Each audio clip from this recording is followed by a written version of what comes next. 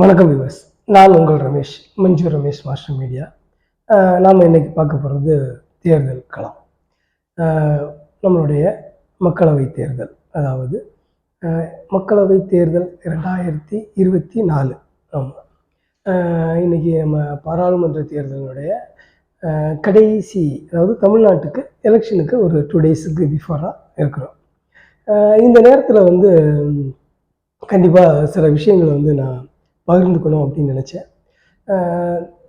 இது தயவுசெய்து அரசியல் ஒரு நிலை சார்பா அப்படிங்கிற கண்ணோட்டத்தில் நீங்கள் எடுத்துக்க வேண்டாம். அதாவது வாங்க ஓட்டு போடலாம், இதுதான் என்னுடைய விஷயம்.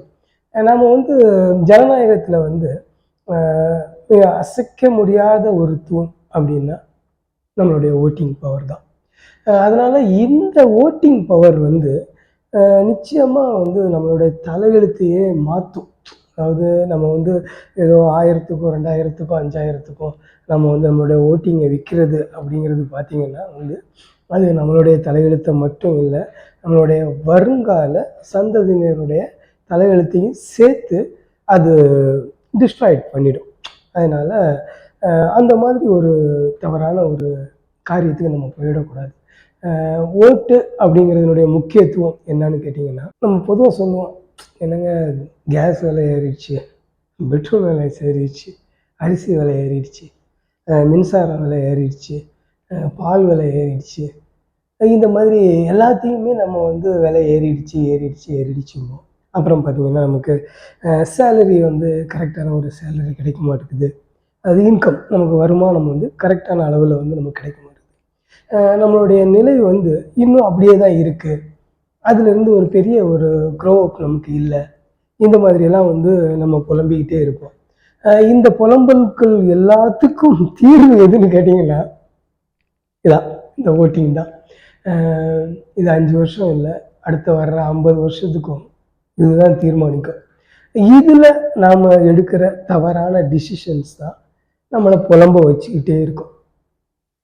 அது ஆட்சி வேணால் மாறலாங்க, காட்சி மாறாது. நீங்கள் கரெக்டான ஒரு டிசிஷன் எடுக்காத வரைக்கும் இங்கே ஆட்சிகள் மாறிக்கிட்டே இருக்கும், காட்சிகள் மாறாது. உங்களுக்கு அந்த மாதிரி காட்சிகள் மாறணும் அப்படின்னு நினச்சா இன்னும் கிளவராக, ரொம்ப கிளவராக நீங்கள் டிசைட் எடுக்கணும். பொதுவாக பார்த்திங்கன்னா இன்றைக்கி நம்மளுடைய எலெக்ஷன் எப்படி இருக்குது அப்படின்னா, நம்மளை மத ரீதியாக, ஜாதி ரீதியாக, இனம் ரீதியாக, மொழி ரீதியாக பிரித்து வச்சுருக்காங்க. இதுதான் இன்றைக்கி எலெக்ஷன். இதில் எந்த மாற்றமே கிடையாது. ஏன்னு கேட்டிங்கன்னா, ஜாதியை பார்த்து ஓட்டு, மதத்தை பார்த்து ஓட்டு, மொழியை பார்த்து ஓட்டு, இனத்தை பார்த்து ஓட்டு, இதெல்லாம் நம்ம பண்ணிகிட்ருக்குறோம். அல்லாமல் நமக்கு கேண்டிடேட்டாக வந்திருக்கிறவங்க யார், இவங்க நமக்கு இதுக்கு முன்னாடி என்ன செஞ்சுருக்காங்க, இல்லை இவங்களுக்கு செய்கிற அளவுக்கு கெப்பாசிட்டி இருக்குதா, இதெல்லாம் நம்ம சிந்திக்கிற மாதிரி தெரியல. சிந்திச்சு நம்ம ஓட்டு போட்டோம் அப்படின்னா தான் இந்த நிலையெல்லாம் மாறும். அதே மாதிரி நம்மக்கிட்ட ஒரு விஷயம் இருக்குது, என்னென்னா சென்டிமெண்ட். அது இதுக்குள்ளால, இந்த சென்டிமெண்ட்டுக்குள்ளாலையும் பார்த்திங்கன்னா நம்ம இனம், மொழி, மதம் எல்லாமே வந்துடும். இதையெல்லாம் கடந்து உங்களால் ஓட்டு போட முடியும் அப்படின்னா அதுதான் உண்மையான ஒரு டெமோக்ரஸி. ஜனநாயகத்தினுடைய மிகப்பெரிய வலுவான விஷயமே என்னன்னா, நீங்கள் என்ன மதம் அப்படிங்கிறத மைண்டில் ஏற்றிக்கக்கூடாது, என்ன ஜாதி அப்படிங்கிறத நீங்கள் மைண்டில் ஏற்றிக்கக்கூடாது, என்ன இனம் அப்படிங்கிறத நீங்கள் மைண்டில் ஏற்றிக்கக்கூடாது, என்ன மொழி அப்படிங்கிறத மைண்டில் ஏற்றிக்கக்கூடாது. நீங்கள் மைண்டில் ஏற்றிக்க வேண்டியது உங்களுடைய கேண்டிடேட் யார், அவருக்கு என்ன கெப்பாசிட்டி இருக்குது, இவர் நமக்கு நல்லது செய்வாரா, இல்லை இதுக்கு முன்னாடி செஞ்சிருக்காரா, இல்லை இவர் சார்ந்த பார்ட்டி எப்படிப்பட்ட பார்ட்டி, இவங்க இதுக்கு முன்னாடி என்ன செஞ்சிருக்காங்க, இவங்கள்ட்ட இருந்து இதை எதிர்பார்க்கலாமா, இவங்களால செய்ய முடியுமா, இந்த மாதிரி விஷயங்களை தான் நீங்கள் முதல்ல முன்னிறுத்தணும். என்னன்னு கேட்டிங்கன்னா, இன்னைக்கு வாக்குறுதிகள் அப்படிங்கிறது எப்படின்னு ஆயிடுச்சுன்னா, சும்மா ஜஸ்ட் லைக் தட் எல்லா வாக்குறுதியும் கொடுப்பாங்க. எல்லா அரசியல்வாதியுமே வாக்குறுதி கொடுக்குறதுல வந்து சளைக்கிறதே இல்லை. நமக்கு சட்டத்தில் வந்து இந்த கொடுத்த வாக்குறுதியை நிறைவேற்றலைன்னா அவங்கள ரீகால் பண்ணிக்கலாம் அப்படிங்கிற மாதிரி எந்த ஒரு உத்தரவாதமும் நமக்கு இல்லை, சட்டம் இல்லை. தென்னவன் ஐபிஎஸ் படத்தில் வந்து அந்த மாதிரி சில விஷயங்கள்லாம் சொல்லியிருப்பாங்க. அதெல்லாம் நடைமுறைக்கு சாத்தியப்பட்டுச்சுன்னா வந்து இங்கே இந்த மாதிரி பொய்யான வாக்குறுதிகள் கொடுத்து அந்த நம்மளுடைய வாக்காளர்களை ஏமாற்றுற இந்த விஷயம் வந்து நடக்கவே செய்யாது. ஆனால் அதுக்கெல்லாம் வாய்ப்பு இருக்கா என்னன்னு தெரியல. ஆனால் எதிர்காலம் கண்டிப்பாக அந்த மாதிரி ஒரு அற்புதமான ஒரு டெமோக்ரஸியை நம்ம கொண்டு வரும். ஏன்னா ஒருத்தருக்கு ஒரு வாக்குறுதி கொடுத்து ஏமாற்றுறது அப்படிங்கிறது வந்து கிட்டத்தட்ட அது வந்து அவங்கள ஏமாற்றுறதுக்கு சமம் தான். வாக்குறுதி அப்படிங்கிறது ஜஸ்ட் லைக் தட் அப்படிலாம் கிடையாது. அதுவும் தேர்தல் வாக்குறுதி அப்படிங்கிறது வந்து பார்த்திங்கன்னா வந்து அதை நம்பி தானே நம்ம ஓட்டு போடுறோம்.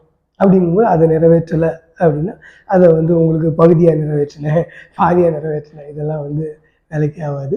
பார்ப்போம் எதிர்காலத்தில் அந்த மாதிரி சட்டங்கள் நமக்கு கிடைச்சதுன்னா இன்னும் நம்மளுடைய டெமோக்ரஸி வந்து ரொம்ப பிரமாதமான நிலையில் இருக்கும். அதனால் பொய்யான வாக்குறுதிகளையும் நீங்கள் வந்து புறந்தள்ளுங்க. அதாவது நடக்காது, நமக்கே தெரியும், ஓரளவுக்கு தெரியும். அதாவது இது சாத்தியம் இல்லை அப்படிங்கிறது. எஜுகேட்டடாக இருக்கிறவங்க வந்து ஓரளவுக்கு அதை அனலைஸ் பண்ணிடுவாங்க. கொஞ்சம் நம்ம எஜுகேஷனில் கம்மியாக இருந்தாச்சுன்னா நாம் ஏமாறுறதுக்கு நிறைய வாய்ப்பு இருக்குது. அதை தான் அவங்க பயன்படுத்திக்கிறாங்க. இன்றைக்கி எஜுகேஷன் லெவலில் பார்த்திங்கன்னா தமிழ்நாடு வந்து நல்லாவே இருக்குது. அதனால் படித்தவர்கள் கண்டிப்பாக வந்து அந்த விழிப்புணர்வை வந்து மற்றவங்கள்ட்ட கொண்டு போய் சேர்க்கணும். இந்தந்த விஷயங்கள் நடைமுறைக்கு சாத்தியம், இந்தந்த விஷயங்கள் நடைமுறைக்கு சாத்தியம் இல்லை அப்படிங்கிறத வந்து படித்தவர்கள் தான் நம்மளுடைய மக்களுக்கு கொண்டு வந்து சேர்க்கணும். அதை வந்து ஒரு கடமையாகவே செய்யுங்க. ஏன்னு கேட்டிங்கன்னா நம்ம தேசத்துக்காக எதையாவது செய்யணும் அப்படின்னு நீங்கள் நினச்சிங்கன்னா அது தேசத்துக்காக செய்கிற மிக சிறந்த செயலாக இருக்கும். அதனால் அதை நீங்கள் செய்யுங்க. சுதந்திர போராட்டத்தில் வந்து நம்மலாம் வந்து கொடி பிடிச்சிட்டு போனால் தான் சுதந்திர போராட்டம் அப்படிங்கிற மாதிரிலாம் கிடையாது. நம்மளோட டெமோக்ரஸியில் நமக்கு தெரிஞ்ச விஷயங்களை, நல்ல விஷயங்களை வந்து தெரியாதவங்களுக்கு பகிர்ந்துக்கிறதுலையும் வந்து சூப்பர் சுதந்திர போராட்டம் அதில் இருக்குது. அதுதான் மிகப்பெரிய அளவில் வந்து ஒரு புரட்சியை நமக்கு கொடுக்கும். அதனால் அந்த மாதிரி விஷயங்களை வந்து நீங்கள் தாராளம் பண்ணலாம். உங்களுக்கு தெரிஞ்ச நல்ல விஷயங்கள், தெளிவான விஷயங்களை மற்றவங்களுக்கு கொண்டு போய் சேருங்க. இன்றைக்கி நிறைய அந்த மாரி நடந்துகிட்ருக்கு. அது ஒரு பாசிட்டிவான விஷயங்களை நம்ம கொண்டு வந்து சேர்க்கும்.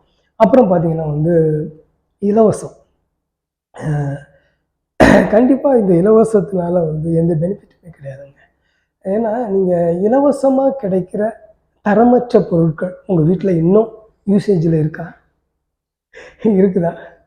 வாய்ப்பே இல்லை.